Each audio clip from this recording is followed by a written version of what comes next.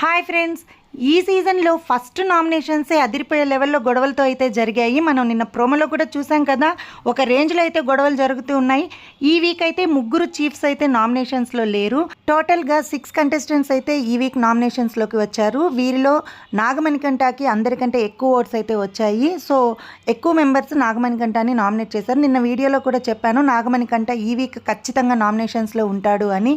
ఇక బేబక్క కూడా నామినేషన్లోకి వచ్చింది. నిన్న ప్రోమోలో కూడా చూసాము, సోనియా అయితే బేబక్కని నామినేట్ చేసింది. నెక్స్ట్ సోనియా ఆకుల కూడా ఖచ్చితంగా నామినేషన్లోకి వస్తుంది అని నిన్న వీడియోలో చెప్పాను. సో తను కూడా ఈ వీక్ నామినేషన్స్లో ఉంది.